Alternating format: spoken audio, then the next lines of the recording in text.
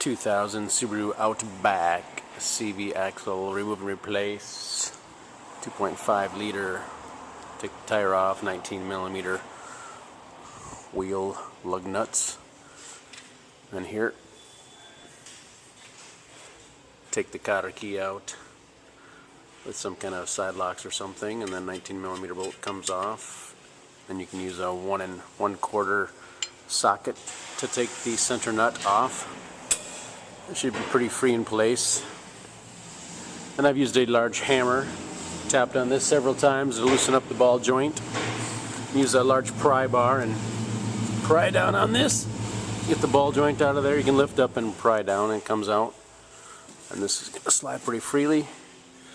And the part, if you have a real dirty car and you can't see it, there's a cotter pin in there you need to knock out. Someone's laughing at me. So we have a selection of a couple punches and a nice size hammer. It's a good idea to get one that does really fit well in there. That's a little small. I have this other one. It fits pretty good. So get a selection of punches and basically punch it out. I mean, it's not a huge deal with the right punch. I guess that's true of most vehicles with the right tools. So I'm just going to stick this in here and punch it through as far as we can. And if your punch has got issues, I've ground this down to make it work. And you can always spin the axle and get to the other side and maybe pull it out if you need to. So that's what we're going to do.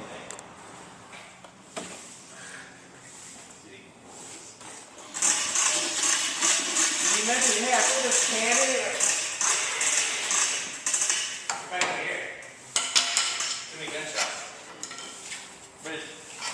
But his feet were getting cold. Yeah. Ah.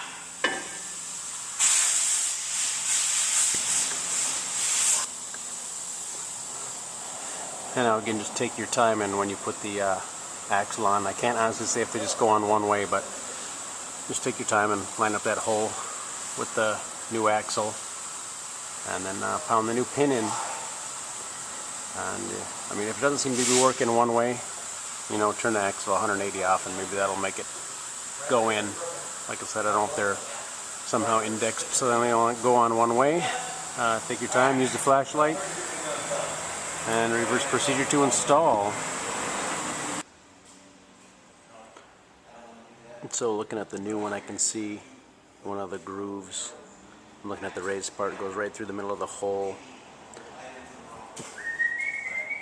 This one does not, but this bottom one does, so I can try and line up this one with what's on the car. And I can see this bottom hole actually seems to have that raised groove right down the middle, so I'm going to try and line them up, and that's probably going to be the right way then. So my theory wasn't right. I put it on with what I thought was the right way, and it was obviously not lined up. So flipped it around. I'm just driving in my pin. You can see it's going in. So I'm just going to finish that up. Then we'll put that in the hole there and put it back together. Alright, we got a new nut with our axle. It's about 137 foot-pounds. Tighten that up. About 20 foot-pounds to hook this up. Does have the cotter key. You want to put a cotter key in there as well.